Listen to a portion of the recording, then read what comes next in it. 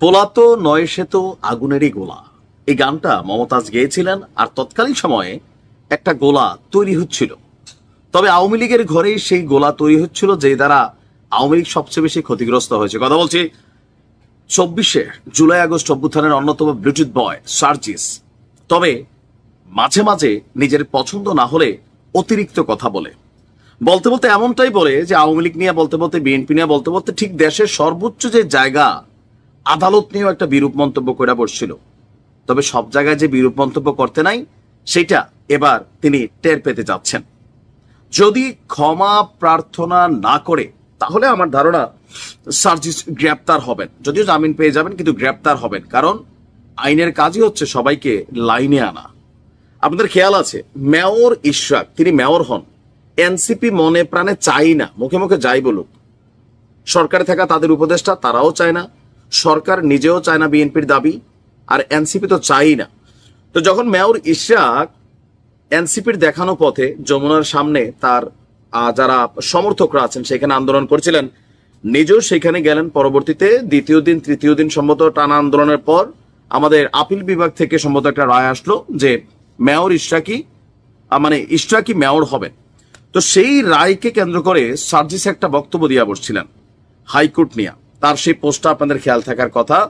যদি মব করেই আপনার কি বলা হয় যে মব তৈরি করে হাইকোর্টের রায় নেওয়া যায়, তাহলে এই হাইকোর্টের দরকার কি? তার মানে হাইকোর্টের যারা বিচারপতি আছেন তারা মবেরে ভয় পান, সেই মবেরে ভয় পাইয়া তারা রায় দিয়ে দিছেন।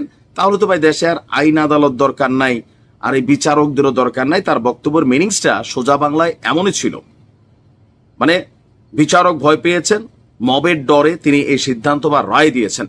আর এই পোস্টকে কেন্দ্র করেই সার্জিস আলমকে পাঠানো হয়েছে একটা আপনার নোটিশ। সুপ্রিম কোর্টের রেজিস্ট্রার জেনারেলের মাধ্যমে প্রধান বিচারপতির কাছে লিখিতভাবে ক্ষমা চাইতে বলা হয়েছে। একই সঙ্গে নোটিশ পাওয়ার 2 ঘন্টার মধ্যে সংবাদ সম্মেলন ডেকে সার্জিস আলমকে প্রকাশ্যে ক্ষমাও চাইতে হবে। নোটিশ পাওয়ার পর সার্জিস পাত্তা দেয় নাই, সে ক্ষমা চায় নাই।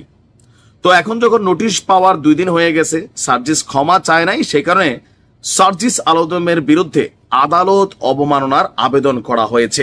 বাংলাদেশের বিচার ব্যবস্থা কতটুকু স্বাধীন, এইটাও একটা এখন দেখার বিষয় হয়েছে যে এটা কি আসলে আদালত অবমাননার মতন ঘটনা হয়েছে কিনা। নিঃসন্দেহে এটা আদালত অবমাননার ঘটনা হয়েছে।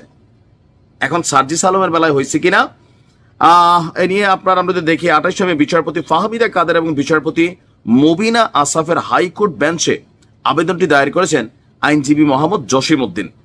গত শনিবার হাইকোর্ট নিয়ে বিরূপ মন্তব্যের ঘটনায় প্রধান বিচারপতির কাছে যখন এই ঘটনাগুলো নিয়ে লিখিত লিগেল নোটিশ পাঠানো হয়, আর সুপ্রিম কোর্টের আইনজীবী মোহাম্মদ জসিম উদ্দিন তিনি এই লিগেল নোটিশ পাঠান। কিন্তু 22 মে ইশরাক হোসেনকে, আচ্ছা যাই হোক, আমরা এখন এইটা নিয়ে সার্জিস আপনার কোন রকম ভূমিকা রাখেনি। তিনি এখন উত্তরাঞ্চলে আছেন।